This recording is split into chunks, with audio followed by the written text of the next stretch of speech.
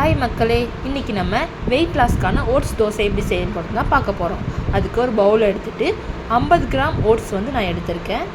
அதுக்கப்புறம் 2 ஸ்பூன் கோதுமை மாவு ஆட் பண்ணிக்கிறேன். அப்புறம் பொடிப்பொடியாக கட் பண்ணி வச்சுருக்க வெங்காயங்களும் நான் ஆட் பண்ணிக்கிறேன். அதுக்கப்புறம் கொஞ்சம் கேரட், நமக்கு தேவையான அளவு கேரட்டும் நான் ஆட் பண்ணிக்கிறேன். அப்புறம் உங்கள் காரத்துக்கு தகுந்த மாதிரி பச்சை மிளகாய் நான் ஆட் பண்ணிக்கிறேன். அப்புறம் கொஞ்சம் உப்பு, மஞ்சத்தூள் கொஞ்சம் ஆட் பண்ணிக்கிறேன். கொஞ்சம் ஜீரகம் ஆட் பண்ணிக்கிறேன். ஆட் பண்ணிவிட்டு நம்ம தேவையான அளவு தண்ணியை ஊற்றி கொஞ்சம் நம்ம மிக்ஸ் பண்ண போகிறோம். மிக்ஸ் பண்ணிவிட்டு நம்ம ஓட்ஸ் வந்து நல்லா ஊறணுங்கிறதுக்காக நான் ஒரு அரை மணி நேரம் அப்படியே மூடி வச்சிடுறேன். கிண்டிட்டு நல்லா மூடி வச்சிடுறேன். அதுக்கப்புறம் நான் வந்து ஓப்பன் பண்ணி பார்க்குறேன். ஓட்ஸ் வந்து நல்லா ஊறிடுச்சு. இப்போ வந்து நம்ம தோசை ஊற்றலாம்.